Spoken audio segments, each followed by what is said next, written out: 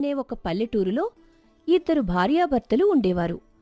భర్త నారాయణమూర్తి ఊర్లో చాలా పలుకుబడి ఉన్న మనిషి, మరియు భార్య అన్నపూర్ణ నిత్యం దైవనామస్మరణ చేసుకుంటూ కుటుంబాన్ని చాలా చక్కగా చూసుకుంటూ ఉండేది. వీళ్ళిద్దరికీ ఇద్దరు కొడుకులు. పెద్దవాడు శ్రీకాంత్ వృత్తిరీత్యా వ్యవసాయం చేసుకుంటూ ఇంటి వద్దనే అమ్మానాన్నకు తోడుగా ఉండేవాడు. చిన్నబ్బాయి మహేష్ పట్టణంలో చదువుతూ ఉండేవాడు. ఇద్దరి కొడుకులకు పెళ్లి చేసి కోడళ్ళు కొడుకులతో సంతోషంగా ఉంటున్న సమయంలో ఒకరోజు ఉదయం, ఏమోయ్ అన్నపూర్ణ, సమయం 9 అవుతుంది. ప్రతిరోజు నాకు అల్పాహారం పెట్టేదానివి కదా, ఈ రోజు ఏమైంది? అలా దిగులుగా మూలనే కూర్చునున్నావు. ఆకలవుతుంది, త్వరగా రా అన్నపూర్ణ. లేచి ఏదో ఒకటి పెట్టు. నీ చేతి వంట తినందే నాకు రోజు గడవదని నీకు తెలుసు కదా. అయ్యో, అలా మూలనే కూర్చునుండిపోయానేంటి? నేను బాధలో ఉంటే ఆయన్నెవరు చూసుకుంటారు? ప్రతిరోజు ఈ సమయానికి ఆయన అల్పాహారం చేసేసేవారు. త్వరగా ఏదైనా పండ్లు పాలు ఏవైనా పెడతాను. ఇదేమిటి అన్నపూర్ణ, నేనిక్కడే ఉన్నాను, నాతో మాట్లాడకుండా నీలో నువ్వే గుసగుసలాడుకుంటున్నావు. మతిగాని భ్రమించిందా ఏమిటి? లే, వెళ్ళు, వెళ్ళి తీసుకునిరా, వెళ్ళు. ఎప్పుడూ లేనిది నా భార్య ఏంటి ఇలా ప్రవర్తిస్తుంది? కాసేపటికి అన్నపూర్ణమ్మ స్నానం చేసి వచ్చి పటానికి దండ వేసి పళ్ళు పాలు పలహారాలు నివేదన చేసి నమస్కారం చేసుకుని కన్నీళ్లు రాలుస్తుంది. ఏమిటి అన్నపూర్ణ, ఇవాళ ఇంతలా అడిగించుకుంటున్నావు? నేను అల్పాహారం అడిగితే అక్కడెక్కడికో వెళ్ళి పటం దగ్గర ఏం చేస్తున్నావు? అసలు పొద్దున్నుంచి ఉలకవు పలకవు. ఏమిటసలు అక్కడే కన్నీళ్లు కారుస్తూ ఉండిపోయావు? ఏమైంది? అన్నపూర్ణ, నా పటానికి దండేసావేమిటే? నీకు ఏమైంది? పిచ్చి పనులు చేస్తున్నావేంటి? ఈ పిచ్చి పనులేంటే? ముందు ఆ పటానికి దండతి. అలా ఎవరైనా చేస్తారా? భర్త బతికుండగా అతని పటానికి దండ వేస్తారా? తప్పు అన్నపూర్ణ, తప్పు. అంతలో పొలం నుంచి పెద్దవాడు శ్రీకాంత్ వస్తాడు. అతను రావడం గమనించి, రారా పెద్దోడా, రా. చూడ్రా మీ అమ్మ చేసే పిచ్చి పనులు. నువ్వైనా చెప్పు. నేనేమడిగినా ఇవ్వకుండా అక్కడే కూర్చుని ఏడుస్తూ ఉంది. అసలు ఏం జరుగుతుందో నాకేమీ అర్థం కావడం లేదు. శ్రీకాంత్ లోపలికొచ్చి, అమ్మా, ఎన్నాళ్ళు ఇలా ఏడుస్తూ ఉంటావు? అలా ఏడుస్తూ ఉంటే నీ ఆరోగ్యం ఏం కావాలి చెప్పు. నీ బాధ తీరందని నాకు అర్థమైంది. మాకు బాధ లేదా చెప్పు. ఇవన్నీ మనసులో పెట్టుకుని మనసు పాడు చేసుకోకు. కాస్త ఏదైనా తిని విశ్రాంతి తీసుకో. అయ్యో, వచ్చిపోయేవారికి టీలిచ్చి మర్యాద చేస్తున్నానండి.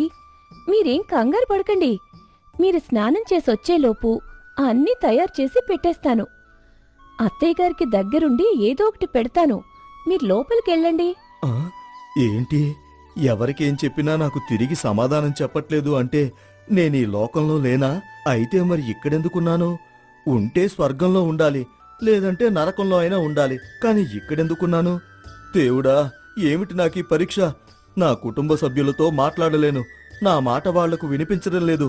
ఇక్కడుండి నేను ఏం చెయ్యాలి? ఇంతలో అత్తయ్యగారు, రండి, కాస్త ఏదైనా తిని మందులు వేసుకుని విశ్రాంతి తీసుకోండి. అలా ఏడుస్తూ ఉండడం వల్ల బాగా నీరసించిపోయారు.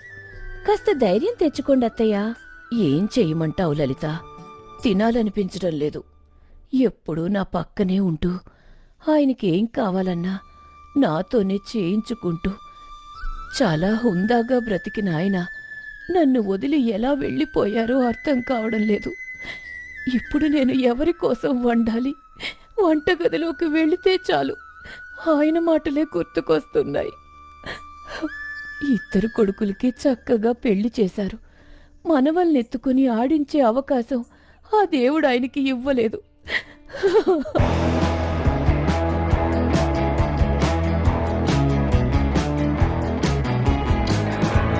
Himera, take a picture.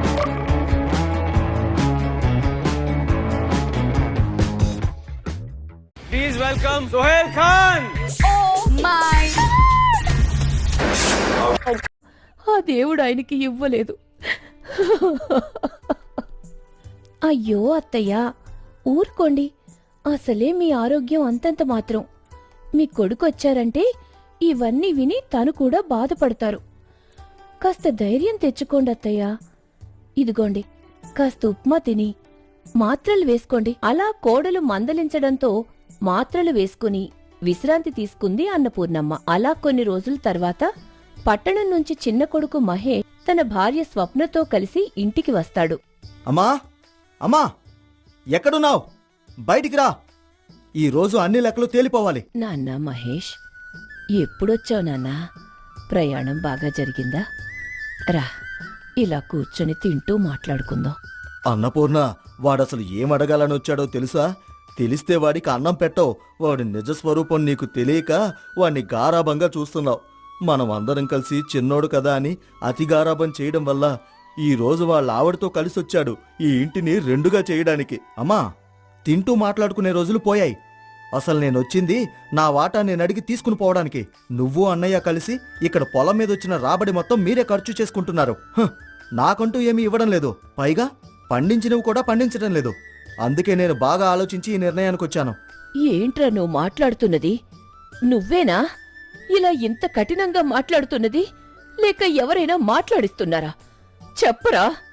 మీ నాన్నగారిద్దరినీ చదివించలేని పరిస్థితిలో నా తమ్ముడు చదివే నాకు ముఖ్యం, నేను రైతు పని చేసుకుని ఇంటి వద్దనే ఉంటానని తను త్యాగం చెయ్యబట్టి నువ్వీరోజు అక్కడ పట్టణంలో ఉంటున్నావు. ఇంకా ఏమన్నావు? నీకిక్కడ పండినవేమీ పంపడం లేదా? వర్షాలు సరిగ్గా లేక సగం పండిన పంటను అమ్మితే ఆ డబ్బులు మదుపులకే వచ్చాయి. అయినా మీ అన్నయ్య అందులో కొంత డబ్బుని నీకు పంపించాడు, నువ్వు పట్టణంలో ఇబ్బంది పడకూడదు అని. అలాంటి అన్నయ్యను తప్పుబట్టి నువ్వు వేరుగా వెళ్తానంటే నేనూరుకోను. నేనే కాదు, మీ నాన్నగారున్నా కూడా ఇదే చెప్పేవారు. ఏంటత్తయ్య అంత కోపం? ఎప్పటికైనా వాటాలు వేయాల్సిందే కదా. అదేదో ఇప్పుడే ఇచ్చేస్తే మేము దాన్ని పండించుకొని జీవితం సాగిస్తాం. అంతలో అన్నపూర్ణమ్మ కొడుకు మాట్లాడిన మాటలకు ఉన్నట్టుండి స్పృహ కోల్పోయారు. దానితో లలిత వచ్చి, ఏంటండి మరిదిగారు మీరు చేసిన పని? మీకు కొంచెమైనా విశ్వాసం ఉందా? పుట్టెడు దుఃఖంలో అత్తగారుంటే ఇలాంటి సమయంలో మాట్లాడాల్సిన మాటలేనా ఇవి? ఇప్పుడు చూడండి ఏమైందో. అమ్మ అప్పుడప్పుడు ఇలాగే కళ్ళు తిరిగి పడిపోతుందిలే. కాసేపు విశ్రాంతి తీసుకుంటే తిరిగి మామూలు స్థితికి వస్తుంది. అత్తయ్య కోలుకునే వరకు ఏమీ మాట్లాడకండి. ఈలోగా మీ అన్నయ్య కూడా పొలం నుంచి తిరిగొచ్చేస్తారు. అలా లలిత చెప్పడంతో మహేష్ మరియు స్వప్న కూడా తగ్గి అలా ఒక పక్కన ఉంటారు. వాళ్ళ అన్నయ్య వచ్చే వరకు వేచి చూస్తారు. సాయంత్రం వేళయ్యింది. పొలం నుంచి రానే వచ్చాడు శ్రీకాంత్. వచ్చేసేరాండి పొలం నుంచి?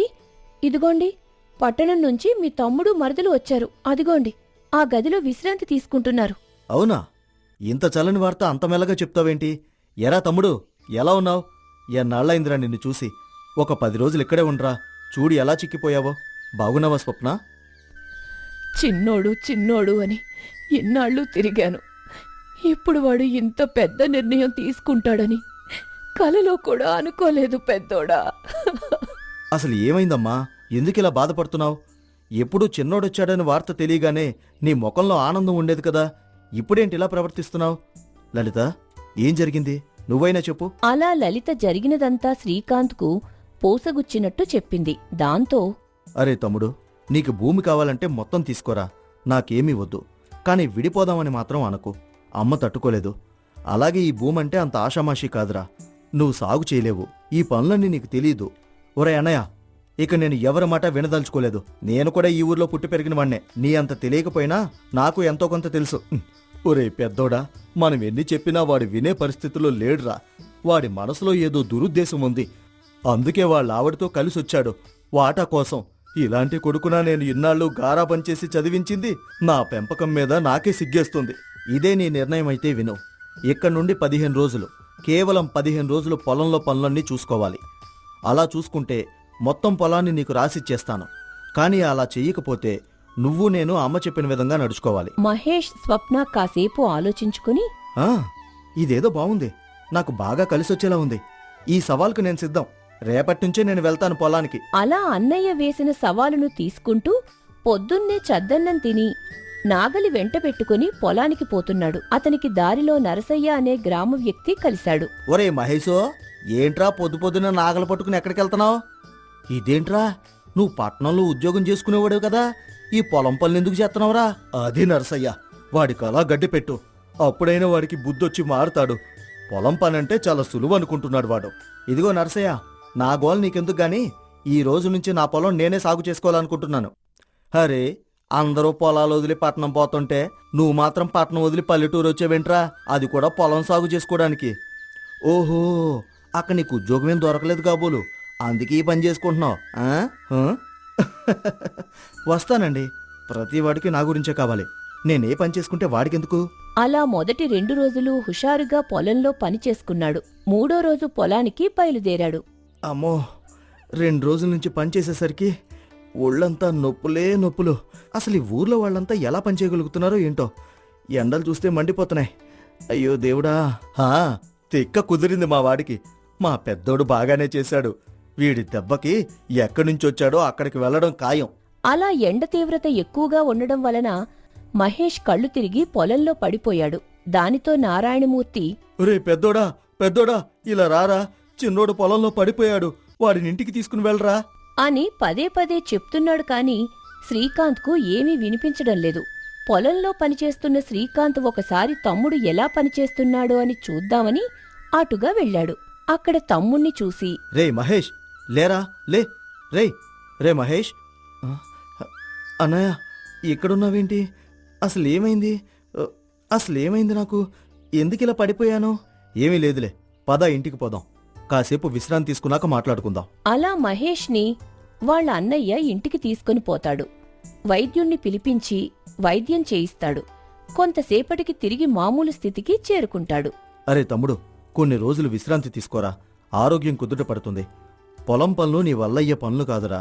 నేనెందుకు చెప్తున్నానో అర్థం చేసుకో.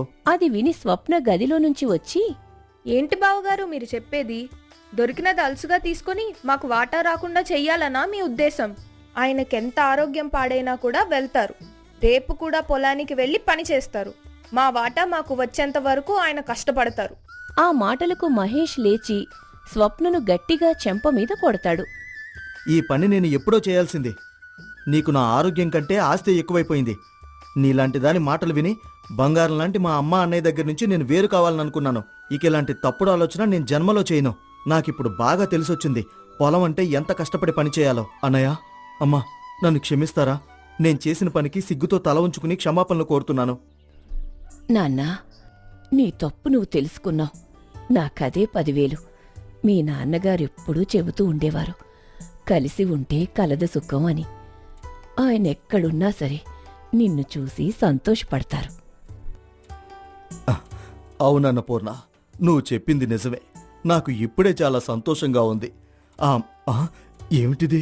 నా కాళ్ళు కనిపించటం లేదు, నా చేతులు మాయమైపోయాయి.